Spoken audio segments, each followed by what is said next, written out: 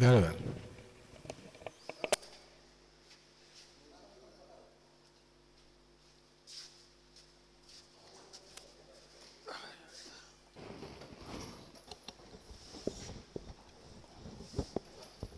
Welcome back. Witness number 1 and number 2. For continuation of your testimonies before this Commission of Inquiry to Local Government Councils and related matters, I want to remind both of you that you are still under oath before I hand you over to Madam Chair for us to proceed. Thank you. Madam Chair, over to you. Good afternoon, Mr. Batchily. Good afternoon. Madam Mayor, you are welcome back. Thank you. Council, you may proceed. Yes, I asked witness number 2, the mayor, as to why is it important to have a procurement office. Nena belegi siawla neka ya hamne ya neka ñaarel sere vitay. Nena legi lu moy lajte moy lan moy important procurement office. The Lita Muara Amoy is part of the council structure, Bena. One, the reason why you're supposed to have a procurement office is part of the structure of council. So, and number 2, I'm not million saslo ham na mom lagay wara def. And number 2, there is a tax which they themselves supposed to carry on this tax. And so they are the unit responsible for procurement, correct? Nena kon ñoña ñe ñoo xamne ñoo responsible procurement. Wow. Yes. You also know about the contracts committee. Nena You also know about the contracts committee. Nena xam nga tamit luy contract committee. Contract committee. Contract committee. Wow. Yes. What is their role? Nena lan moy sen taxaway? For just name binum waxe rek defar contracts, purchase items yo xamne council soxla nako, etc. and so forth. As per the name, they are there to take care of the contracts and so many things in council that council needed. So the contracts committee oversees all procurement related matters in council. Nena kon contract committee ñoo nek ñoo xamne ñoo dé sét lepp li nga xamne joggé na ci wala lu wara dem ci procurement wala joggé ci procurement ci council. Everything that has to do with procurement is administered by the contracts committee. Lepp li nga xamne bokka na ci yefi procurement lepp dañ ko dé administrer ñoko dé administrer moy contract committee. Do you understand? Nena fofu leer na. Wow. Yes. So you know that anything that has to do with procurement has to be done by the contracts committee together with the procurement unit, correct? Nena kon yegg nga li ne lepp li nga xamne procurement dañ ko wara def dafa wara jaar ci contract committee ñoom ak procurement ñoo wara tok defar lolu. I don't know. Ak procurement ñoo wara tok defar lolu. It has to be done by the contracts committee and the procurement unit. Nena ñoko wara defar ñoy contract committee ak procurement unit tamit ñoo xamne ñoko wara defar. Moy liñ wara purchase ci at bi la wax nda. And you mean what to be purchased in a year? Yes. Nena wow? Okay. Yes. And you have to have a procurement plan. Nena te da ngeen wara am lu ñuy wax procurement plan. No. Yes. In 2019 was there a procurement plan? Nena at 2019 da procurement plan am na won fofu. Fatena xejna ci yob nañu ci mëna dembalé. I cannot remember. I think if you could help, CDC could help us. So there was no procurement plan? Nena dafa melni amuton procurement plan. Not? There was no procurement plan? Nena fofa mom dafa melni amut procurement plan amut si 2019. Not dafa melni procurement plan amut 2019. Procurement plan amut at 2019. There was no procurement plan, Honorable Mayor, in 2019. Yalla mo wal nena amut procurement plan si at 2019.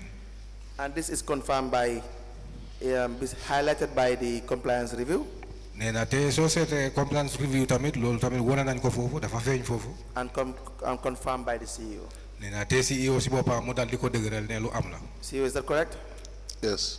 CEO mu ne waaw. Now, why was there no procurement plan in 2019, Honorable Mayor? nee na lu tax procurement plan amutoon si ati 2019. Lolo xana ñu laaj ko CEO bi man I cannot answer that. For that I cannot be able to answer that unless we ask the CEO. Why can you not answer it? nee na lu tax yow mënuloo tontu loolu. Waaw comme benn waxoon naa la jafe-jafe bu ñu amoon ne there was no procurement office for number one. As I said, number one, the difficulties we faced that there wasn't or there was not like a procurement office. And number two, that's purely administration. And number two, it was purely administration. Do you not have a role in making sure there's a procurement plan?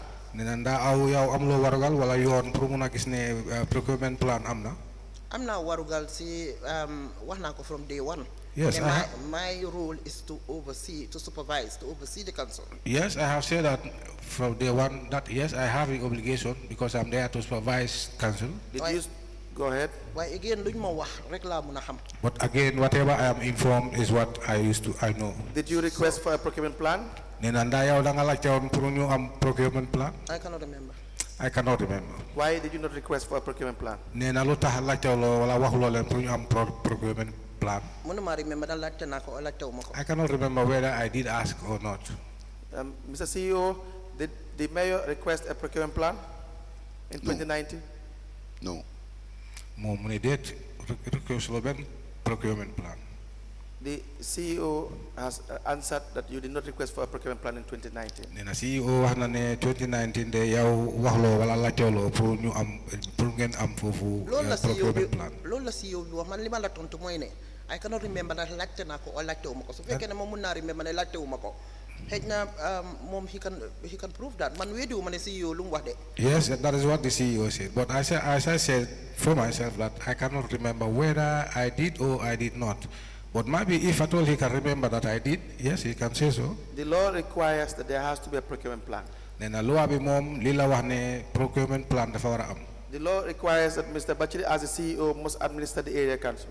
Nena te loi bi li la wone ne Mr. Batchily ki nga xam ne moo nekk CEO dafa wara nekk ko xam ne mooy wara administer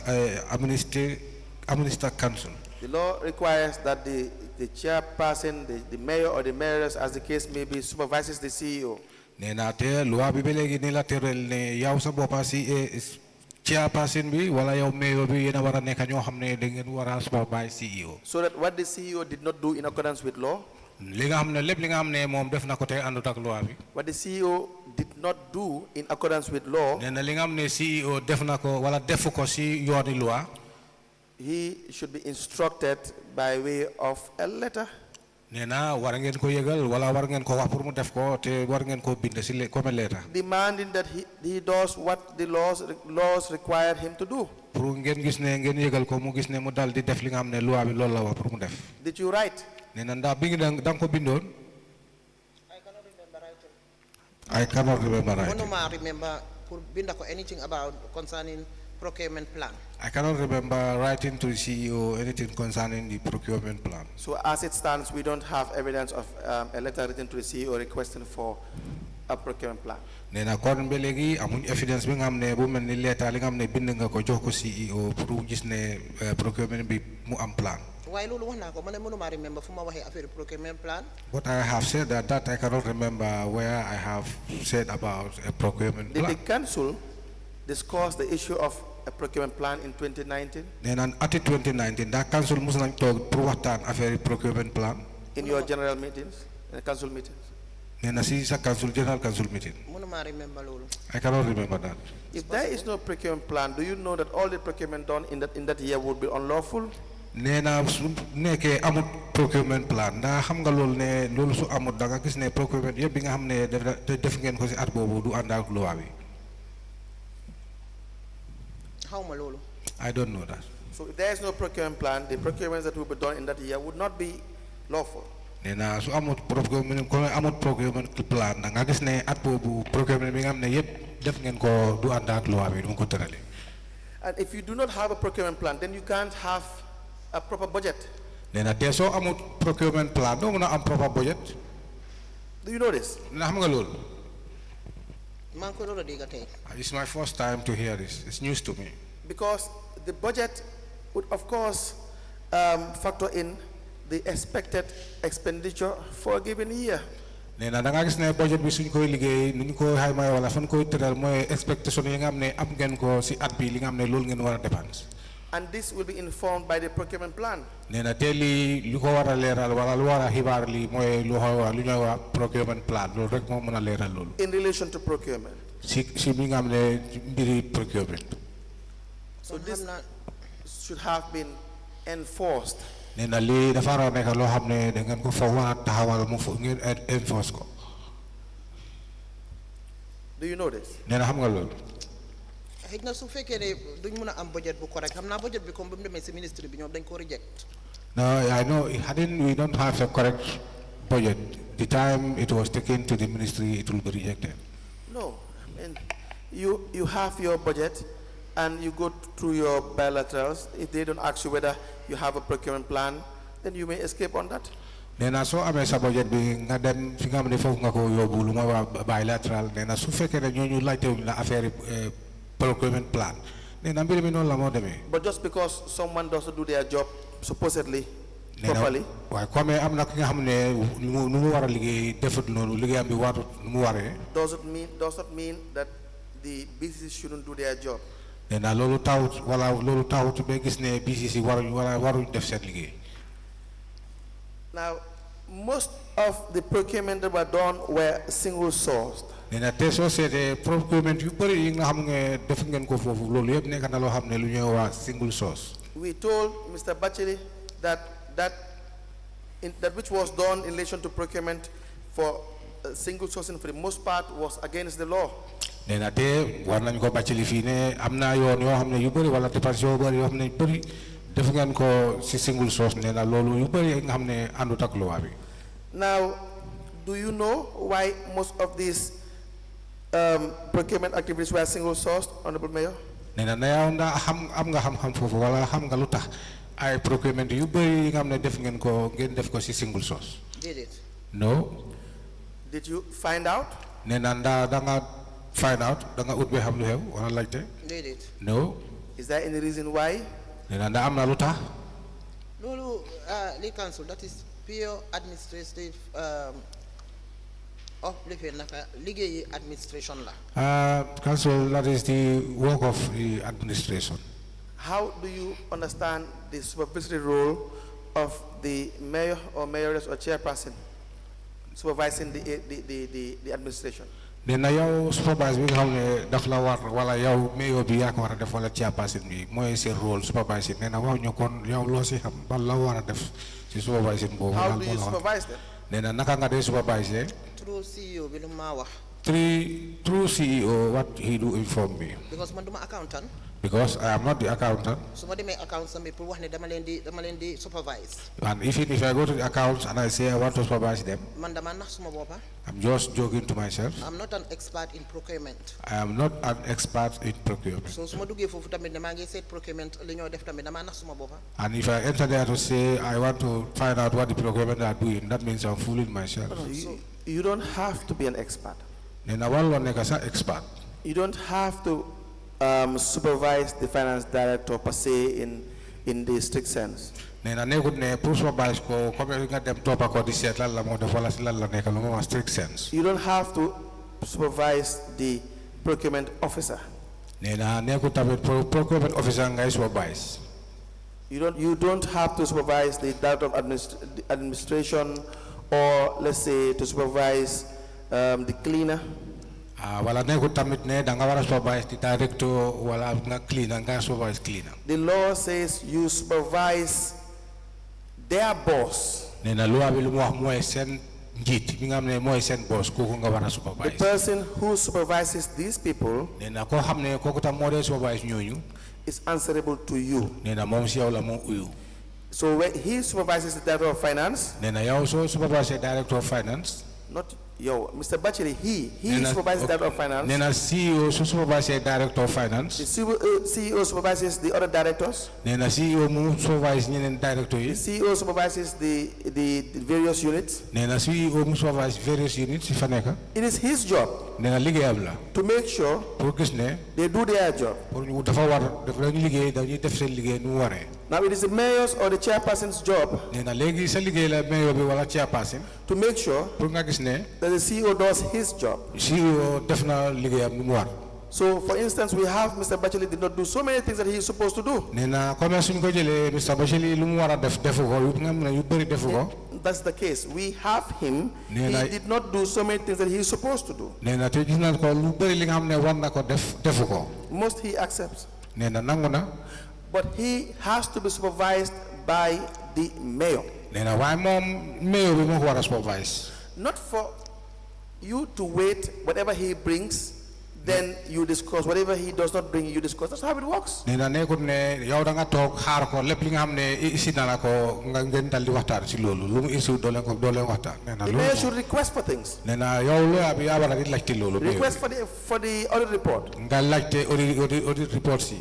If there are internal audit reports, you request for them. nee na su fekkee ne am na internal audit nga dal di leen di laajte. You read, take action forward to General Council. nga jàng ko nga forward ko si General Council. If there are compliance reviews, nee na su fekkee ne am na foofu compliance. you request, you write. nga bind ko request ko. You take action or you go to General Council and address the matter. nga jël action wala sa boppa nga dem si General Council ngeen gis ne ngeen mën a waxtaan mbir mi. That is the supervision. nee na lii mooy supervision. If you wait for Mr. Batchily, nee na soo toog nga xaar Mr. Batchily. if things go wrong, nee na mbir mi lu mu demee su demee li nga xam ne àndut. and he is faulty, nee na te moom daal na ba pare. he may not bring it to you, nee na da nga gis ne loolu moom du la ko wax wala du ko isi si yow. and you may not know. te yow doo ko xam. I don't know. I'm not sure whether we're on the same page. nee na foog naa ne ñun ñëpp si benn affaire bi laaj nekk. Li council. Youth Council. For now, last time bi wax naa la fi ne la. I think last time I told you that. dang dee bind nga laajte dara duñ la ko jox. You write request of something and it will not be given to you. And where the bus stop mooy ne. And where the bus stop is that? su fekkee ne laaj naa Mr. Batchily. If I ask Mr. Batchily. Mr. Batchily asks mu laajte accounts. And Mr. Batchily asks the account. or mu laaj procurement. Or procurement. or whoever affected. Or whoever he is affected. joxuñ ko ko. And he is not given to him. xëy na possibility ne joxuñ ko anyway man awuma ko laa mun a wax. The possibility is that maybe they did not give it to him. But for me, as I said, I did not get it. And before the time I make some tenders. And before the time I make some tenders. xëy na di nga understand, for example, a classical example mooy the budget. You might understand the typical example is the budget. Account reconciliations accounts of council. The reconciliation accounts of council. Etc. Yooyu yëpp da nga koo laajte doo ko jox. Etc. All are requested, but they will te not wax give naa la it fi to you. ne. And I inform you that. The oversight supervisors yi ñooy the ministry. The oversight supervisories are the ministry. And ministry make it very clear bu ñu binda. And the ministry make it very clear that let me not write to them. No, now let's not confuse things. Let's not confuse things. The ministry has a supervisory role. Ministry amna supervisory role. Where you write as mayor, even where the case is, the procedure is wrong, where, for instance, the communication channel that we have in the law. Communication channel is that the CEO is the official communicator with the ministry. Communicator officers, CEO communication officers to the ministry. So when you have a council decision, for instance, council decision. He is the one to write. He is the secretary. He is your secretary. He is the one to write. So when council passes a resolution, the mayor should not just write directly to the ministry. The law is Batchily is the secretary. So, like you said last time, where you are frustrated, for instance. Last time, where you are frustrated and you had to write, that, in my opinion, wouldn't be wrong. Because you have already exhausted all remedies. And the CEO had written numerous letters. So if you write to the ministry, so it is as a matter of desperation. nee na loolu mun na nekk loo xam ne loolu sa xalaat discrétion la. It would be as a matter of perhaps desperation. nee na loolu mun na nekk léegi da nga dem ba cooku da nga sisu. But the official communication is through the CEO. nee na waaye soo seetee official communication normal channel bi mooy through CEO. But that's not what I'm discussing now. nee na waa nekkul ne loolu lañ nekk di waxtaan léegi de. Let me just finish. What I'm discussing now. nee na léegi ñu nekk di wax léegi mooy. is the communication between council, mayor, and CEO. nee na diggante ñettay council, mayor ak CEO. That's what we are discussing. nee na si loolu lañ nekk loolu la ñoo discuss. How does council supervise the mayor? naka la council supervise mayor. How does the mayor supervise the CEO? naka mayor bi war a supervise CEO. And how does the CEO supervise the administration? naka la CEO war a supervise administration. You may go on. nee na mën nga continuer si loolu. foog naa explain nga ko explicitly. I think what you have explained is very clear. And yes, indeed, man moo tax ma wax la at the beginning na laal CEO lu ma wax rek laa mën a xam. And from the beginning, indeed, I told you or I informed you that whatever I am aware, I am informed by the CEO. ma ko laajee tamit lu ma jox rek loolu laa mën a assume ne moo fa nekk. If I ask him whatever he told me, that is what I would do assume that that is exactly in The place. evidences are here, some of the evidences yoo xam ne moom si boppam maa ngi koo laaj budget bi. And I have some of the evidence that he himself, I do ask him or I ask him about the budget. moom tam mu ngi puus feneen waaye mënut a nekk. But he was pushing somewhere, but it couldn't be possible. Bank statements, bank reconciliation of council. The bank statements, the bank reconciliation of council. Puus ba soona mënu koo am. He pushed until the last minute, but he could not be able to lay hands on it. Do you have those letters? And Nena ba am nga letter yooyu? maa indi naa leen. Yes, I brought them. So finance director bu woon ko carrément ne mënu koo defar. And financial director told us that later he cannot be able to prepare them. Later I understand that dañ am pour dem hire nit pour mu ñëw def ko. Later I understand that we need to hire somebody to come and prepare them for us. And coming back to the communication channel. And when I come, if we come back to the communication channel, it is so frustrating. it is very frustrating. So the way you bu ko explain nii. The way you explain things, That is the same thing lu ñu ministry bi di wax. that is the same thing that we are told by the ministry. So it means that su ma gisee Batchily ma war koo boole. If I see Batchily and I want to involve him, And I have a complaint against Batchily. and I have a complaint against him, So what the ministry is telling me, and what the ministry is telling me, mooy Batchily moo ñu war a binda mu boole boppam. that is Batchily who's supposed to write to them. No. So Now let me maybe. no, I'm not saying what you said, lead counsel. I'm saying li ñu ministry bi wax. It's very clear. The ministry is telling me don't write me. I'm telling you what the ministry told us. Don't write to us. Not to write to them. Let me assist you on that. Then how am I able to see you? See, council, general council, you have general meetings. Then a general council, they're gonna have general meetings. Yes. Yes. You have the power to summon the CEO to come and answer to council. Then I'm going to put someone CEO mu council. Dafa ne nekk every time. Yes, he's always there all the time. You have the power to demand that he provide some evidence in relation to things you want. For instance, if the council wants him to present, to answer to an internal audit report, you have the power for him to explain and be asked questions. Nena ma am nga dole pour nga gis ne loko sampalu melni internal audit general council am nañ dole lol pour laajte ko mo dal di expliquer wala ay kayit yo xamne internal audit yi nga xamne joxe nañ ko na mom ci bopam am nañ pour ñu laajte ko. Yes. Good. And when you have the power to make your decisions, your recommendations, for instance, right? Nena so demé be ngeen wara def sen recommendation moy ci sa dole bi nga am pour def recommendation. No, you have the power to make recommendations and pass resolutions. Nena yow am nga dole pour nga def recommendation ci yo xamne resolution yi nga xamne joxe nañ ko. So in this sense, Mr. Bojang, it's not her per se, individually. I am now talking about the general council. Nena su ne yow nena nekut ne yow sa bopal la de nena general council la mo wax. Now, when general council pass resolutions, Nena general council suñ demee ba joxe seen xalaat mooy seen resolution. and they are damning allegations against the CEO, Nena bépp ñu daal di tuumal CEO. this can be forwarded to the Service Commission. Nena lii da ngeen ko war a yóbbu wala dafa war a dem si Service Commission. Lead counsel. Lead council. Wallahi, I hope you understand some frustration. I swear I want you to understand my frustration. Lead Council, I said it here over and over again, unless and until believe I said here over and over, but maybe if at all, only if you don't believe on what I have we said. have cases your hamne then call your name to the ministry. We have cases that we used to cannot bypass the ministry and send directly to the local government service commission. Send to the ministry. Because we cannot bypass the ministry and send it to the local government commission. I have evidences here where they will tell us, bypass you. And I have evidence that they said to me that I cannot write my letters and bypass them. We are discussing the same thing. So we are discussing the same thing. They will not take it. That was happening. Your statement on that part is true. Not your statement on that part. That the PS was insisting that communications for the commission must pass through him.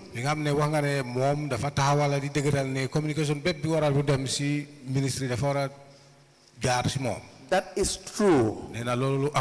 We have seen that evidence from other area councils. I had told you the permanent secretary testified. We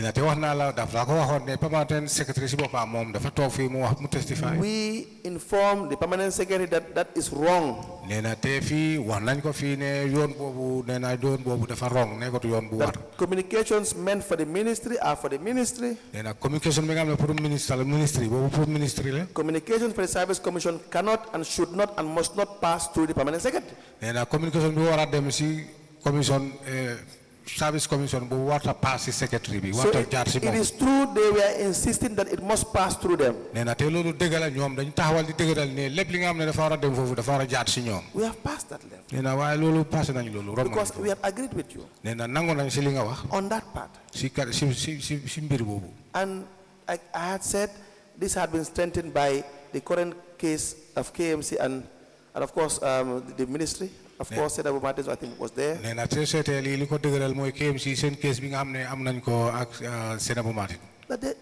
the communications for the service commission cannot and should not pass through the ministry. So, if you were forced to do that, I hope the commissioners understand that. I hope the commissioners understand. I'm sure the commissioners understand. But that is for communications that are supposed to be through the commission ministry for the commission. That's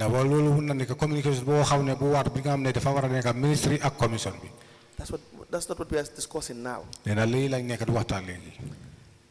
I am saying Mr. Batchily, as the CEO, is acting under the direction and control of the council. And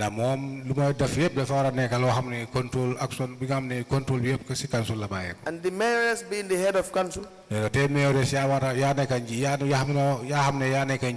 supervises the work of the chief executive officer. The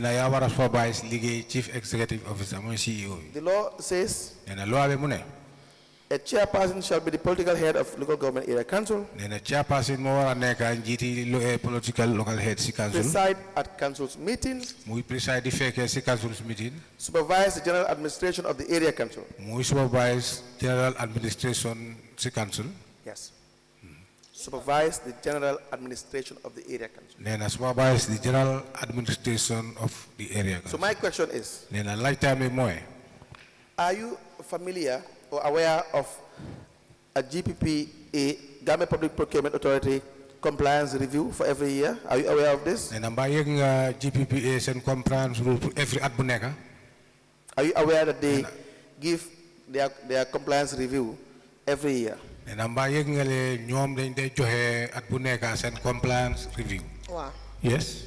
Now, do you have access to this compliance review? Access to Wow, then could they discuss? Yes, we do discuss about it. How? Batchily didn't go in this office, new watan. Batchily used to bring it, or we will bring it to my office, we discuss about it. Sometimes in a co-work consultant. And sometimes he will inform council. Why sometimes? Nena lu tamu neka I sometimes wala neko to bu neka. Xam nga duma dee nekk si every council meeting. No, you know I am not present in every council meeting. Yes, but if, for instance, there's a council meeting and you're not present, you will be aware what has been discussed by way of minutes. Nena why su ame council meeting soko feke wut sa why danga yek wala danga xam lan lañu waxon fofu parce que si minutes yi la. Loolu dëgg la. That is true. So moo tax pour ma bañ a juum. That is better for me if not to get lost. Off my head. Off my head. Remember sometimes. I cannot remember off here. This is why I say sometimes. Now, when you discuss this compliance review with Batchily, is it just the two of you or is it discussed with the management as well? Nena bi ngay waxtaan ak Batchily si mbir mi nena yon ñaari wala si management bi. Man duma dee talk management meeting. I don't sit in a management meeting. Now, how do you discuss that? With who? Naka ngeen discuss li ak Batchily ak kan? I'm not going this to my attention.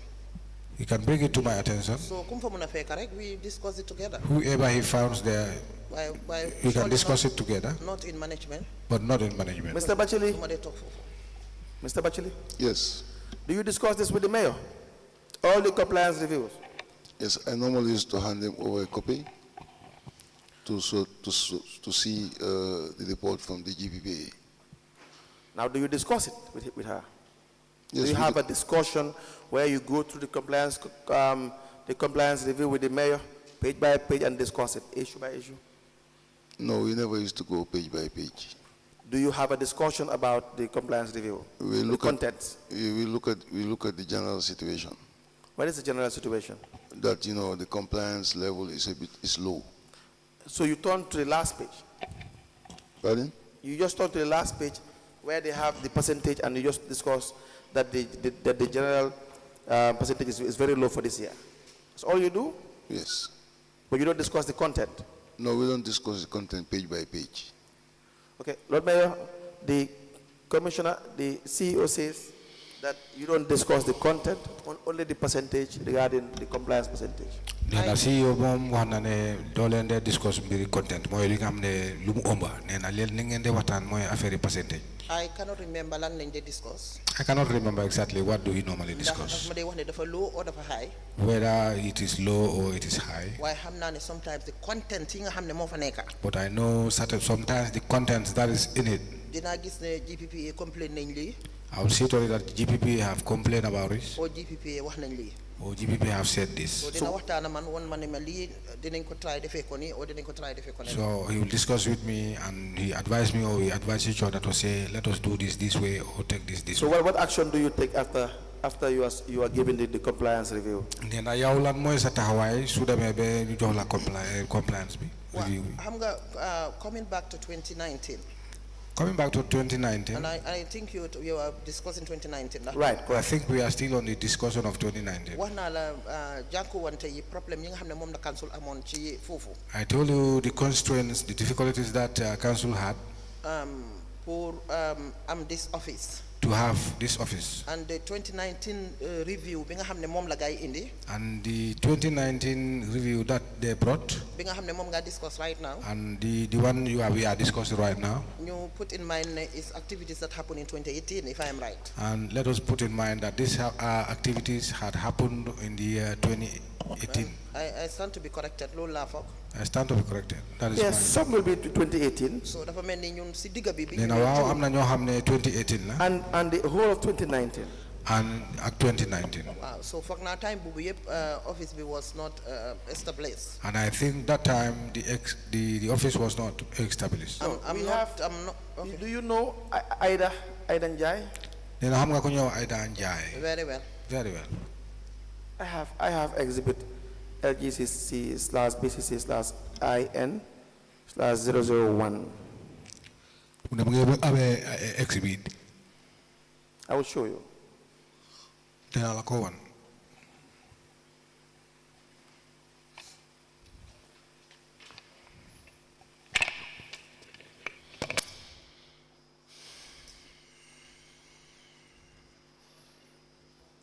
This letter is dated 2014, is that correct? Then a letter be 2014. Yes. Now, how what was she employed as in 2014? nee na 2014 ñoom bu ñu ko jëlee liggéey lan lañ ko kii assistant procurement officer. Now, you have Aida Njai in 2014 as a procurement officer. Yes. And she was there throughout. nee na moom mu fa woon throughout. In 2018, we have Sankung Fati. nee na ati 2018 ku ñu am foofu mooy ku ñuy wax Sankum Fati. We also have Sankung Fati. nee na am nañ foofu Sankum Fati. Procurement actor and admin. Procurement actor, admin. Yes. So, for instance, Ida in 2014 was there when you took over in 2018. Ida was their CEO, correct? Yes. Was in the council, yes. Now, not only was Mr. Hafner there, Ida was there in 2018, and as a procurement officer. Of course, there was a period that she was removed there and moved to the rates unit, which she complained about, and even wrote a letter to the permanent secretary. But the point is, at least you have 1 or 2 people who were working in this unit in 2018. Correct, Mr. Batchily? Yes. Now, we also have Sankung as well. Sankung wrote a letter to the Chief Executive Officer on the 14th of February 2018. In relation to the subject is the unprofessional handling of procurement affairs in BCC. Right? Sankung was, how long was he there, Mr. Batchily? I don't recall really the duration. I don't think, because the thing is, he was not brought in as a full-time staff. Yes. Which clearly indicated, the continuous struggle we were having with the procurement. Who brought in Sankung Fati? He applied for internship, I think. Right. I think that And was it. And I think after subsequently, either he was given a contract also, or he remained an intern. I really have forgotten. Be it as it may, he was in the procurement unit. Correct? Yes. Now, my point is, Honorable Mayor,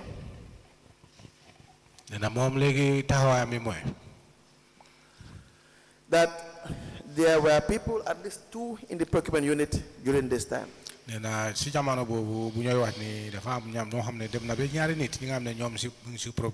Ida's transfer, I believe, was in 2019. Sorry, in 2020.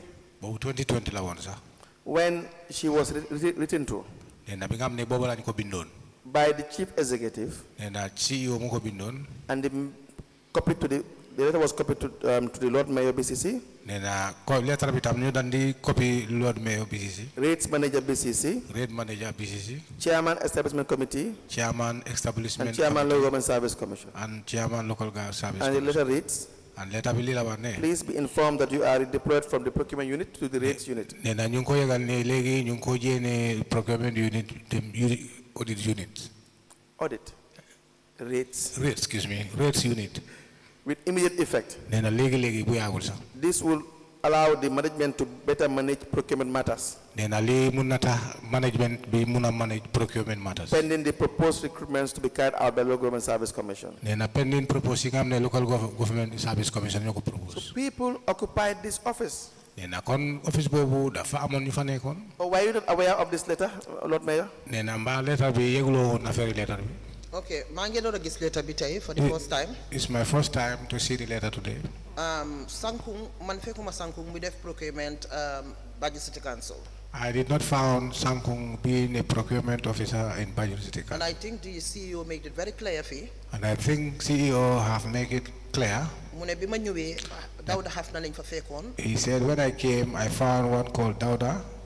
Fekkuñ fa Dawda Hafna waaye moom moo doon def procurement mooy woon procurement officer waaye dañ fekk mu ngi feebar. Although I did not found Dawda therein, but he was the procurement officer at the time. He's wrong. He's wrong. He was sick. He's wrong. Because the documents we have shows that Mr. Batchily is wrong. Legal Soul, man honestly dama la wax lu ma xam. Lead counsel, honestly, I'm telling you, I will tell you or telling you what I know. Man ma that Sankung gentleman bobu yagante wuñ Banjul City Council fogu mané amante nañ fa sax 1 month or so. That gentleman, I did not stay long with him at Banjul City Council. I don't think we even spent a month there. I remember you on a time advise me. I remember he came one time to advise me. That is for another day. As for another day, After Mudem. he left. Ida was there. Ida was there.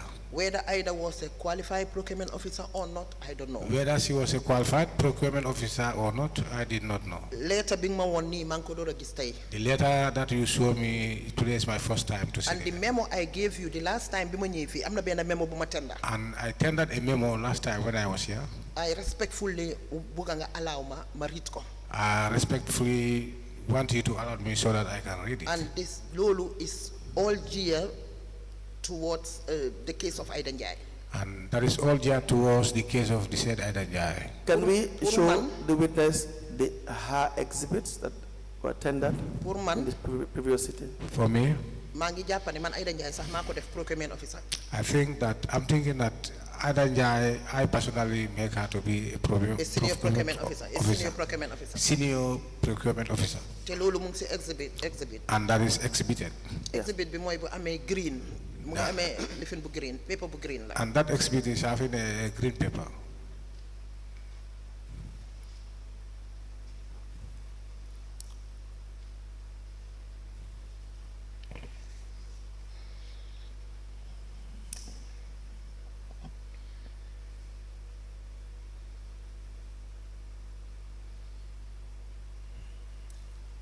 What we do, at 1 we go on break. Then one you tell them break. We will get the exhibit out. Then I exhibit jamana bobu nañ ko génné. And you may even have time to go through it during the break. Then mën na nekk break time nañ ko ut. So that you identify the exhibit itself. Pour nga won ñu ay yow sa bop nga won ñu ay exhibit bobu. And we will give you the opportunities to go through it. Then nga gis né ñu dugal ko comédie ko. Is that okay? Then lolu what? Yes. So Papa Lee was February 2018. This was February 2018. Yun time bu ñu waguñ cancel. At that time I did not get to in cancel. 2020, I'm talking about 2020, Ida Njai, the letters written by Mr. Batchily in 2020. 2020 la mo bi nga xamné Ida Njai Mr. Batchily bobu la ko bindon. Wa deployment bobu gis nako. Yes, I saw that development letter. I'm talking about the unprofessional handling of procurement affairs, keeping that. I'm talking about the unprofessional handling of the procurement unit that was written by Sankong. The reason why the letter is relevant is to show that there were people in the procurement unit. Not that the letter was written at your time, but that the letter is in 2018, then a letter be 2018 showing that there was also another guy called Sankong. Then a bobu one na am na ko fa nekkon ku ñew Sankong. Is it Fati? Sankong Fati? Is it Sankong Fati? Fati. Yes, who was also in the unit. Ki nga xamne mom tamit mu ngi won ci unit. Please go through this letter. It appears as if you have seen it. Then mën na nekk dafa mel ni kayit bu ñu gis boobu la nga seet ko bi xam. LGC/BCC/RL003. And may I please have the exhibit that I gave you?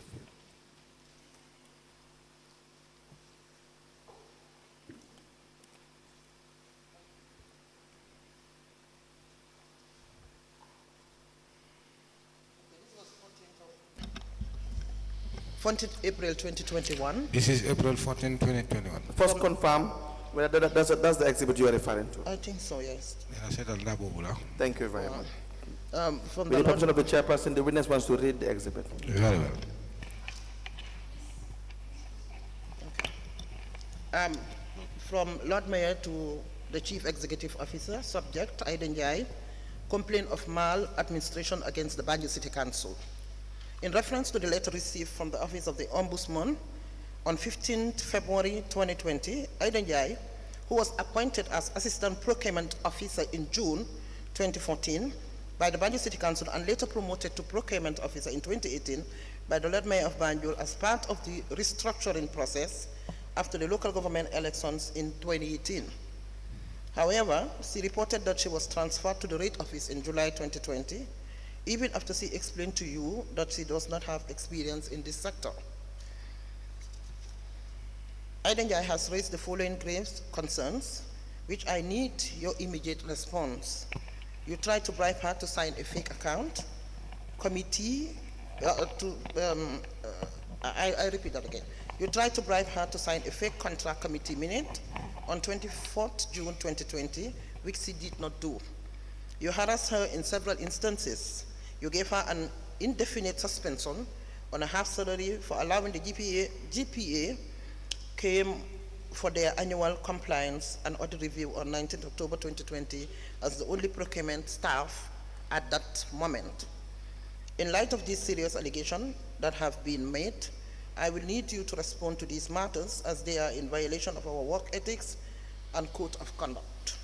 The Banjul City Council should be a safe working environment for all staff, where staffs are free to execute their work as per their terms of reference without facing challenges.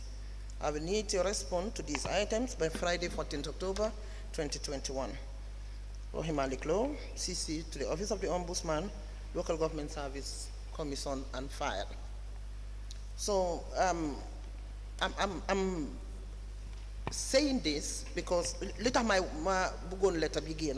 The reason why I wanted this letter to come. If you look at the letter, If you see the letter that I wrote, I have this information like Aidan Jai, who was appointed as Assistant Procurement Officer in June 2014. I had this information that Aidan Jai, who was appointed as directly from the Office of the Ombudsman, Procurement Officer directly from the Ombudsman, as what I'm saying. And then if you look at the Banjul City Council and later promoted to Procurement Officer in 2018 by the Lord Mayor of Banjul, I'm reading directly from the Office of the Ombudsman, what they wrote to me from the Ombudsman, that is what I wrote to Batchily for him to explain to me what had happened. I had that. The witness either talk na fee. I had the witness came here. And leader, you and I said, this is why I said, if you are a leader, there are certain many things you will agree to it. And there are many things that I only heard of it from here. I understand CEO would have done complain. I know CEO was complaining a lot about Ida. And many things, when he seated here, that was the time I had it. And to be my letter be 2021. And when I was writing this letter, this was in the year 2021. If somebody said to Ida that Mayor is not aware of this, he will not believe it. Let me have that. The CEO testified in his last testimony. He said everything that is taken at council level is discussed with the mayor, correct, Mr. Batchily?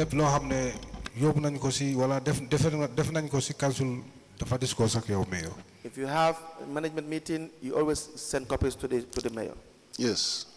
Management meeting, the copies here. Council. Council. It's hard for me to do this with Batchily. It's very hard for me to bully with Batchily. Why? I wouldn't say anything here. Batchily so I cannot defend it. Anything that Batchily said here, if at all I cannot be able to defend it, I will say yes, it's good. I don't wish doing this with Batchily. I don't wish doing this with Batchily. I don't do this with Batchily. Does Mr. Batchily send minutes? Paper B. The reason why I pull out this paper, he said, he informed me that everything he used to inform me. But this is a memo that I am writing to him. But this is a memo that I wrote to him. To Mr. Patrick. I'm not writing it to Mr. Patrick. I wrote it to him. And to my surprise, I told him. And to my surprise, I told him. Let me ignore that part. Yes. Did Mr. Batchily respond to your letter? I